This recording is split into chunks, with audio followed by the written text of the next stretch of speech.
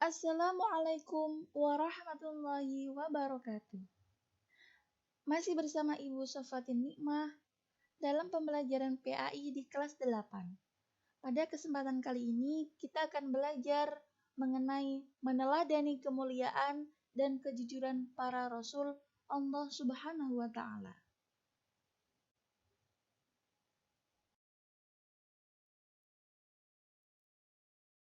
Pun kompetensi dasar yang harus kita capai adalah memahami makna beriman kepada Rasul Allah Subhanahu wa taala.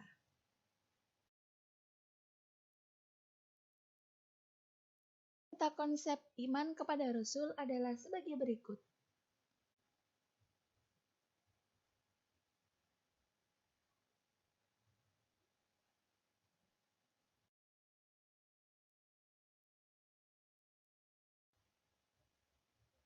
Pengertian beriman kepada Rasul. Rasul adalah utusan Allah, manusia atau laki-laki pilihan yang diutus untuk menyampaikan berita tentang perintah dan larangan dari Allah Subhanahu wa taala.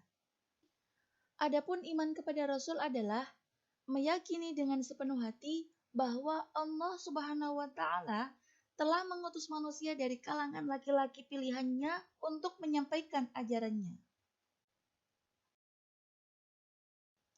Adapun dalil tentang perintah beriman kepada Rasul terdapat dalam surat An-Nisa ayat 136. A'udzu billahi minasy syaithanir rajim. Bismillahirrahmanirrahim. Ya ayyuhalladzina aminu billahi wa rasulihi wal kitabil ladzi nazzala ala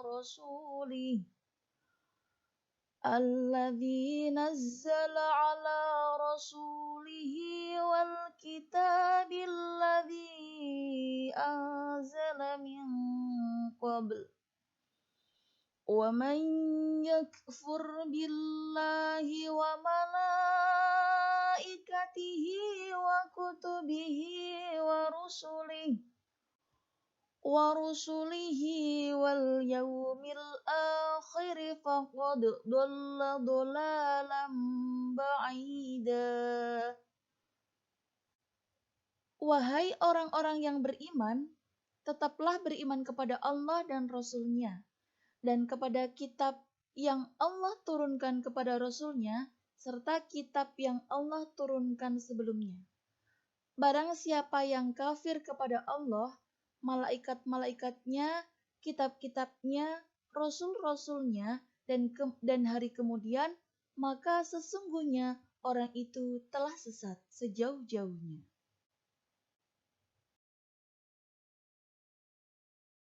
Selanjutnya adalah tugas para rasul diutus oleh Allah Subhanahu wa taala ke muka bumi ini, di antaranya yang pertama sebagai pembawa ajaran tauhid yang benar, yakni mengesahkan Allah dan meluruskan kembali ajaran tauhid yang sesat di kalangan kaumnya.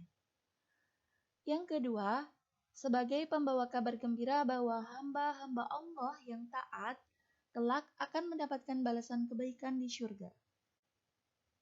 Yang ketiga, sebagai pemberi peringatan bahwa manusia yang ingkar, berbuat kejahatan, maksiat, dan menganiaya akan mendapatkan balasan di neraka. Na'udzubillah min dzalik. Adapun tugas yang terakhir adalah membina kehidupan manusia agar menerapkan akhlak yang mulia. Maka dari itu, para rasul memiliki suri tauladan yang baik. Jika kalian mengetahui jumlah nabi dan rasul itu, wallahu a'lam. Hanya Allah yang mengetahui jumlah nabi dan rasul secara pasti. Berdasarkan hadis Abu Dzar, jumlah nabi adalah 124.000. Sedangkan jumlah rasul adalah 313 rasul. Namun, yang harus dan wajib kita imani hanya ada 25 nabi dan rasul. Marilah kita mengenal nama-nama nabi dan rasul. Adam, Idris, Nuh, Hud, Saleh, Ibrahim, Lut, Ismail, Ishak, Yakub, Yusuf, Ayub, Syuaib, Musa, Harun, Zulkifli, Daud, Sulaiman, Ilyas, Ilyasa, Yunus, Zakaria, Yahya, Isa, wa akhirul khatamul anbiya, Muhammad al-Mustafa. Selanjutnya, kita pelajari sifat-sifat para rasul. Adapun sifat-sifat para rasul dibagi menjadi 3. Yang pertama adalah sifat wajib. Sifat wajib ini sifat pasti yang ada pada diri rasul. Sifat wajib para rasul ada 4. Yang pertama, sidiq, artinya berkata benar.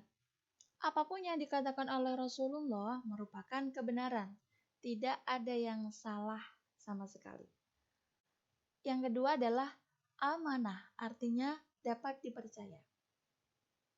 Seorang rasul sangat dapat dipercaya oleh umatnya karena para rasul adalah manusia yang jujur dan dapat dipercaya. Yang ketiga, tabligh, artinya menyampaikan.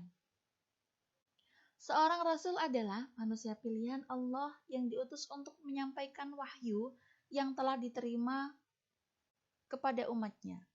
Wahyu dari Allah tersebut disampaikan oleh para rasul apa adanya, tidak ditambah ataupun dikurangi sedikit pun. Adapun yang keempat adalah fatonah, artinya cerdas. Seorang rasul adalah manusia pilihan Allah yang cerdas, tidak pelupa, dan tidak pikun.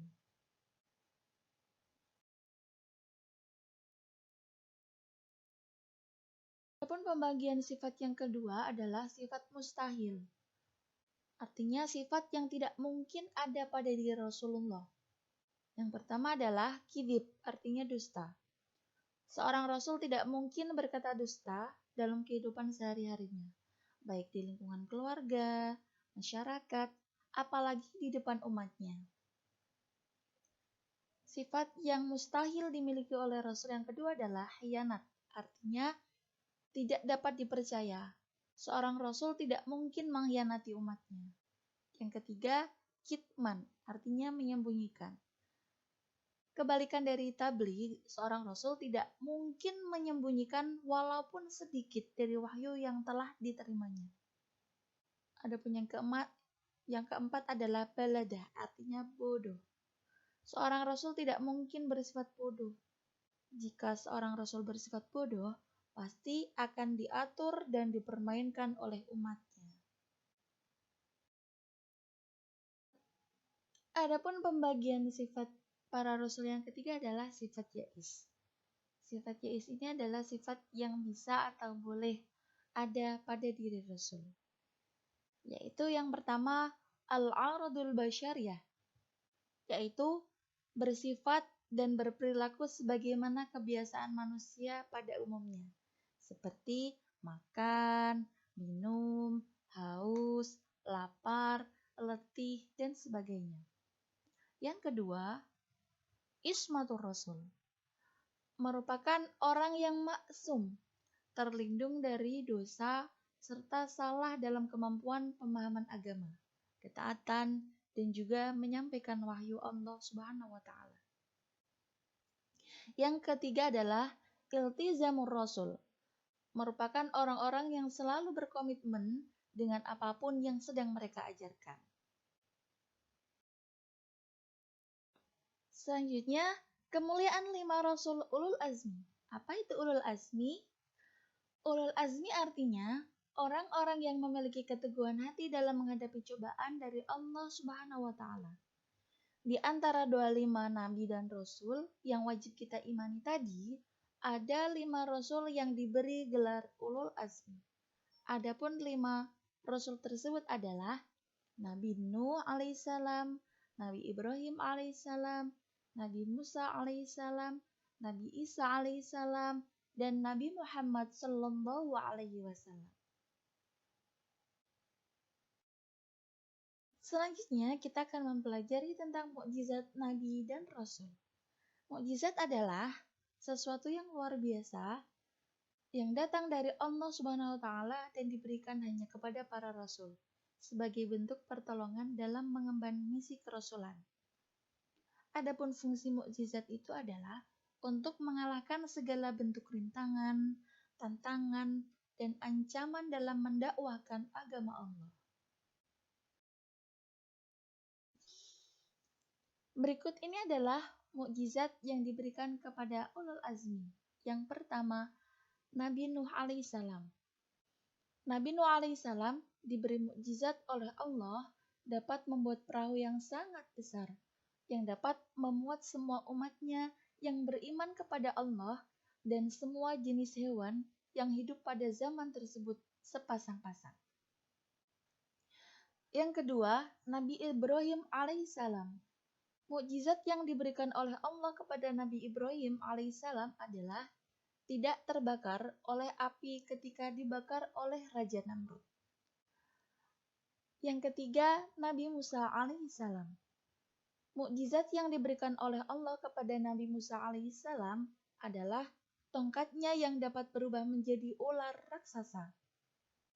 Tangannya dapat mengeluarkan cahaya ketika diminta bukti atas kerasulannya, serta dapat membelah Laut Merah menjadi jalan ketika dikejar oleh Raja Fir'aun dan bala tentaranya.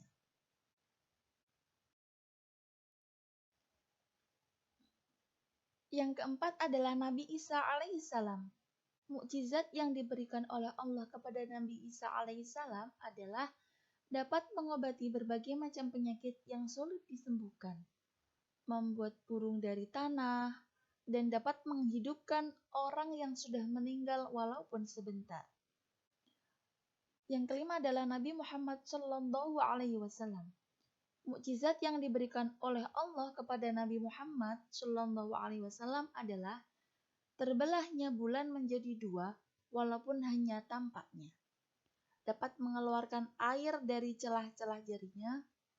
Al-Quran sebagai kitab yang paling lengkap dan sempurna, serta selalu dijaga kemurniannya sampai akhir zaman. Serta peristiwa Isra Mi'raj dari Masjidil Haram sampai Sidratil Muntaha. Adapun hikmah beriman kepada Rasul adalah sebagai berikut. Yang pertama, meneladani sifat-sifat mulia para nabi dan rasul, seperti bersikap adil, jujur, kesabaran, keteguhan, dan semangatnya dalam berdakwah menegakkan ajaran-ajaran Allah Subhanahu wa taala. Yang kedua, umat-umat terdahulu mengalami kehancuran dan mendapatkan azab dari Allah karena mereka ingkar, sombong, dan menyekutukan Allah. Hal ini menjadi pelajaran bagi kita untuk senantiasa menjaga keimanan dan perilaku kita agar sesuai dengan ajaran Allah Subhanahu wa taala. Yang ketiga adalah selalu meningkatkan keimanan dan ketakwaan kepada Allah agar negeri kita mendapatkan kemakmuran dan keberkahan. Yang terakhir, kita selalu patuh dan taat dalam melaksanakan semua yang diperintahkan oleh Allah dan menjauhi apa yang menjadi larangannya. Demikianlah pembelajaran hari ini, mudah-mudahan bermanfaat. Kurang lebihnya mohon maaf. Terima kasih. Wassalamualaikum warahmatullahi wabarakatuh.